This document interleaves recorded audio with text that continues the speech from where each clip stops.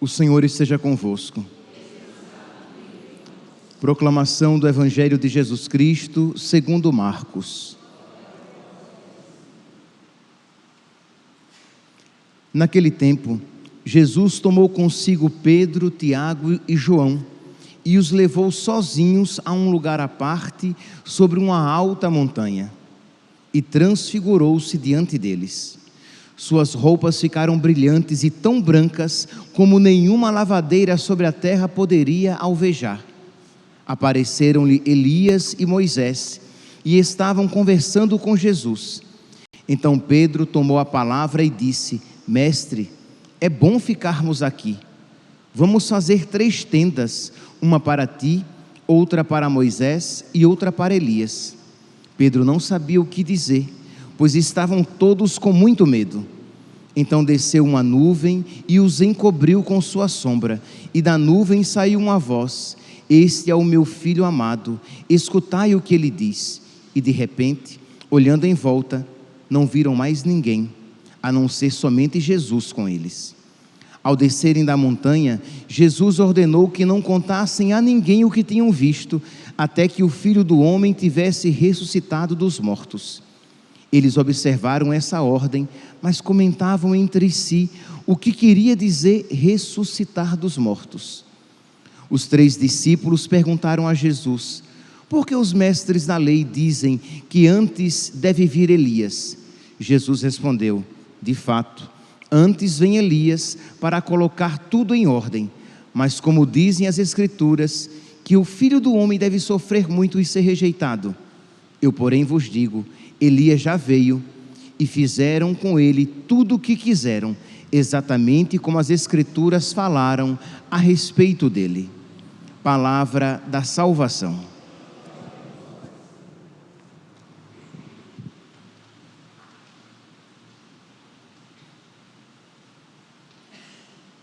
Caríssimos irmãos e irmãs, nós, desde quinta-feira, temos ouvido Jesus Cristo, que Ele fala a respeito do seu sofrimento, da sua missão. Ele diz: o Filho do Homem vai sofrer muito, o Filho do Homem vai ser perseguido, maltratado, caluniado.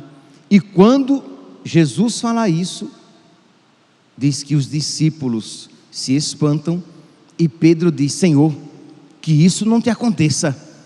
Repreendeu Jesus e diz que Jesus olha para Pedro e diz: afasta-te de mim, porque tu pensas como os homens. Afasta-te de mim, Satanás, porque tu pensas como os homens e não como Deus.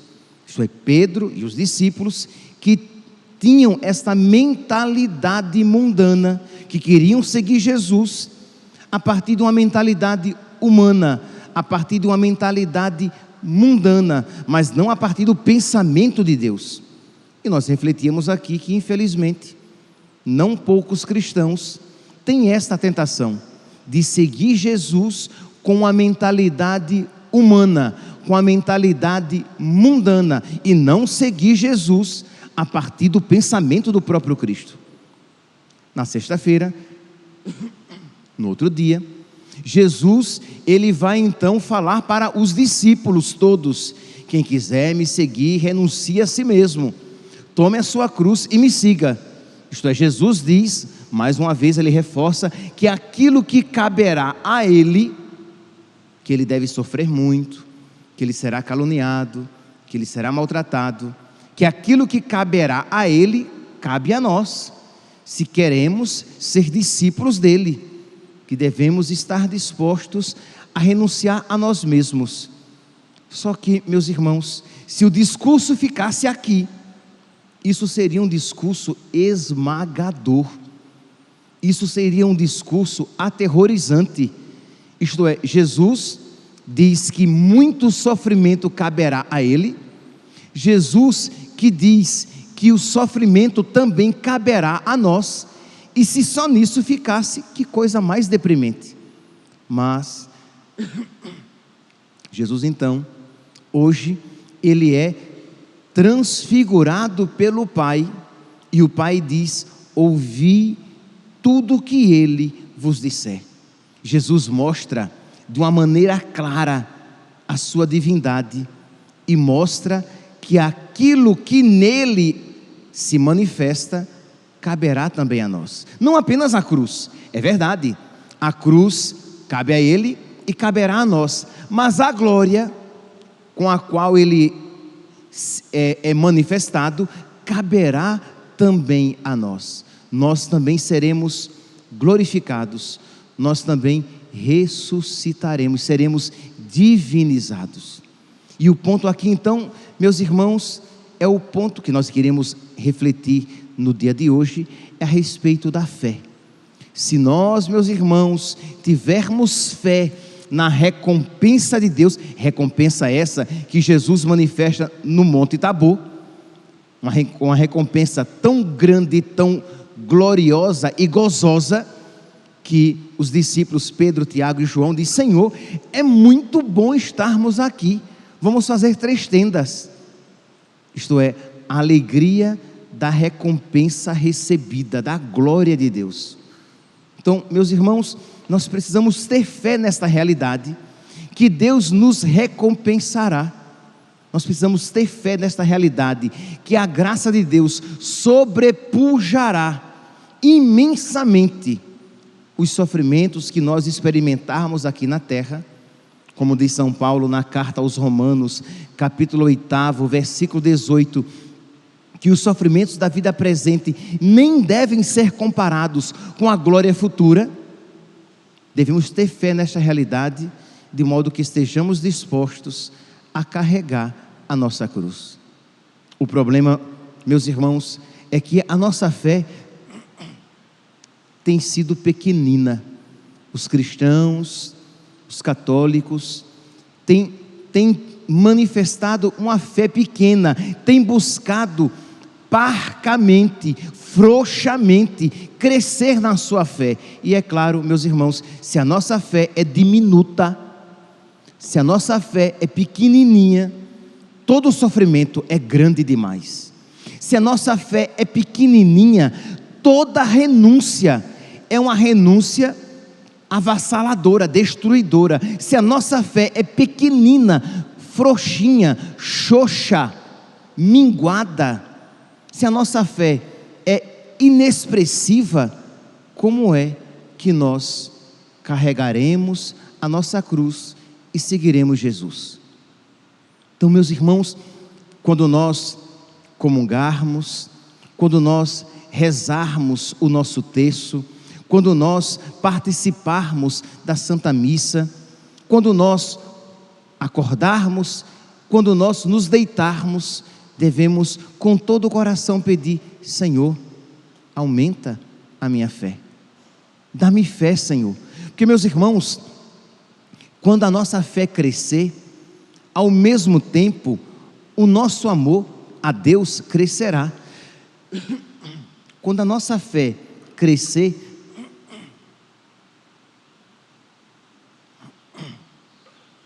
ao mesmo tempo o nosso amor à cruz, espantemo-nos, o nosso amor à cruz crescerá.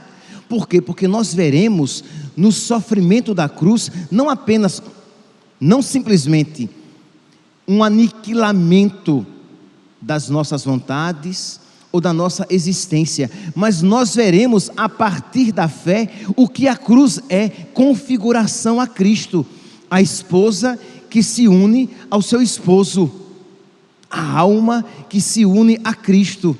E não há maior alegria do que se configurar ao amado. Ora, se o nosso amado, se o amado das nossas almas, neste mundo ele é crucificado, nós queremos então na cruz com ele nos encontrar. Mas percebe que isso aqui é uma visão de fé. Na visão meramente humana ou mundana, sofrimento é algo do qual se deve fugir. Mas quando nós perguntamos, por exemplo, a uma Santa Teresinha do Menino Jesus, a uma Santa Gema Galgani, a uma Santa Catarina de Sena, a uma Santa Faustina Kowalska, a um São João da Cruz, a um São Padre Pio, a um São João Maria Vianney. Para eles, sofrimento por causa de Cristo é caminho para se encontrar com Cristo. Para eles, renúncia dolorosa por causa de Cristo é caminho de configuração com o amor. Quanto mais por causa de Deus renunciamos, quanto mais por causa de Deus sofremos, mais nos enlarguecemos para receber o seu amor e com o seu amor amá-lo de volta. Mas numa visão humana e mundana, isso é loucura, isso é masoquismo, isso é terrorismo espiritual, ou quando as pessoas dizem sem entender o que estão falando, isto é uma visão medieval da fé. Eles não sabem nem o que estão falando quando isso dizem. Então, meus irmãos, nós precisamos crescer na fé. Veja, por exemplo, aqui a primeira leitura de hoje, retirada do capítulo 11 da carta aos Hebreus. Não sei se vocês perceberam, parece que houve um salto, né? Nós estávamos desde o início da semana ouvindo leituras do livro do Gênesis, e aí de uma hora para outra, pulamos para o capítulo 11 do livro dos Hebreus. Estávamos no início do Antigo Testamento e somos catapultados quase que para o final do Novo Testamento, mas a mensagem é a mesma, e o que os une é a fé. Vai dizer aqui o autor da carta aos Hebreus, vocês podem pegar depois, aqui nós temos apenas do versículo 1 ao versículo 7, mas vocês podem pegar todo o capítulo 11, belíssimo, e ele vai dizer assim, que pela fé, por causa da fé, Abel ofereceu a Deus um sacrifício bem superior ao de Caim. Isto é, Deus olhou com agrado o sacrifício, aquilo que fora oferecido por Abel, e Deus não olhou da mesma maneira para aquilo que Caim tinha oferecido. E qual foi a diferença? É que Caim ofereceu frutos estragados e por isso que Deus não olhou com agrado. Era essa a minha visão quando eu era criança, que Abel ofereceu as coisas boas e Caim ofereceu coisas deterioradas. Então Deus gostou daquilo que Abel tinha oferecido. Mas o autor da carta aos Hebreus vai dizer, Deus olhou com agrado a oferta de Abel, porque Abel tinha fé, consequentemente Abel tinha amor a Deus no coração, e Deus se agrada com aquilo que nós lhe oferecemos por amor. Quando nós fazemos um sacrifício apenas por obrigação, quando nós oferecemos um sacrifício de má vontade, quando nós oferecemos um sacrifício com segundas, terceiras e quartas intenções, Deus não olha com agrado. Mas quando nós oferecemos, por menor que seja a nossa oferenda, por menor que seja o nosso presente, quando nós oferecemos a Deus algo com amor, Deus sempre olha com agrado. E foi por isso que a oferta de Abel, porque Abel tinha fé, Abel tinha amor a Deus no seu coração, Deus olhou com agrado a oferta de Abel, e não foi assim que Deus olhou para a oferta de Caim. Olha aqui, isso já deve nos inspirar. Quando nós fizermos algo por Deus, quando nós fizermos algo para Deus, devemos fazer com amor. Aí você diz, padre, nossa, mas quer dizer então que aquilo que a Deus eu já ofereci no passado, e eu sei que não foi com tanto amor assim, será que não foi válido? Você pode então, agora, na oração, voltar àqueles acontecimentos e oferecê-los novamente com fé e amor no seu coração. Te ofereço, Senhor, eis que venho fazer com prazer, eis que venho te ofertar com prazer este meu sacrifício, com alegria este meu sacrifício. Então você, na sua oração, você pode reviver de uma maneira espiritual, verdadeira, todas as suas, digamos, os seus sacrifícios do passado, os seus sofrimentos do passado, que você os viveu como um pagão, se debatendo e reclamando, porque a cruz visitou a sua vida. Você pode então voltar, beijar a sua cruz e dizer: Senhor, eu aceito tudo isso, eu te ofereço tudo isso, porque eu te amo, porque eu quero te amar cada vez mais na minha vida, e porque eu quero crescer no amor. Então vamos lá, vamos reviver, às vezes, situações até que nos assombram no passado, e vamos revivê-los na presença de Deus. Mas padre, mas eu não sinto isso, porque o que eu sinto é angústia, medo. Pois bem, mas ponha o seu sentimento de lado e faça uma oração fundamentada na sua fé, não nos seus sentimentos. Pode ser que os seus sentimentos ainda estejam em conflito. Sei lá, vou dar aqui um exemplo. Você perdeu um filho e você vive ainda hoje sofrendo pela perda daquele filho. Você às vezes se vê até reclamando de Deus, porque levou o seu filho, porque não impediu a sua morte. E não obstante os seus sentimentos estejam em conflito, você vai na fé e diz: Senhor, eu te ofereço o meu filho, como Abraão ofereceu Isaque. Ou melhor ainda, eu te ofereço o meu filho, como a Virgem Maria te ofereceu na cruz. Porque Abraão ainda recebeu de volta o filho, a Virgem Maria não. Então eu te ofereço, Senhor, e os seus sentimentos estão em conflito, mas a sua fé, a sua inteligência, iluminada pela sua fé, quer a Deus se oferecer. Entende? Pois bem, então diz aqui que pela fé o sacrifício de Abel foi mais agradável a Deus que o sacrifício de Caim. Que pela fé Noé foi avisado a respeito de acontecimentos imprevisíveis, cheio de santo temor, construiu a arca.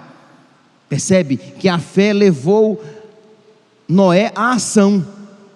Quer dizer, não apenas a fé nos leva à aceitação, e aí você pode ter uma visão de passividade simplesmente. Não, a fé agora leva a Noé o que? A ação. Ele construiu a arca, ele obedeceu a Deus, não obstante o povo ficasse zombando dele, que ele era um bobo construindo uma arca, que não viria dilúvio nenhum.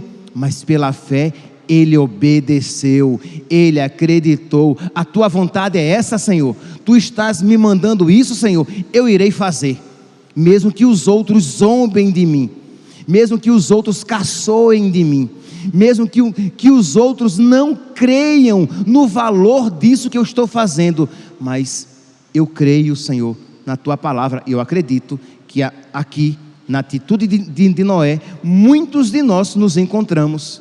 Se tivermos fé, já tivemos a alegria de sofrer pelo menos um desprezo, porque nós acreditamos o que para muitos é algo infantil, é algo bobo, que não tem sentido, que não tem para quê tanto sacrifício. Mas você sabe que a vontade de Deus, que você acolheu pela fé, é sempre maravilhosa. Obedecer a Deus é sempre a melhor parte, e você, por amor a Deus, você aquilo faz. Eu não sei, vocês que acompanham pelas redes sociais, vocês que estão aqui sentados, eu não sei a que você é chamado a fazer, movido pela fé, mas inspirado pelo exemplo de Noé, inspirado pelo exemplo de Abraão, que pela fé ofereceu o seu filho Isaque. Foi pela fé que ele fez aquele sacrifício.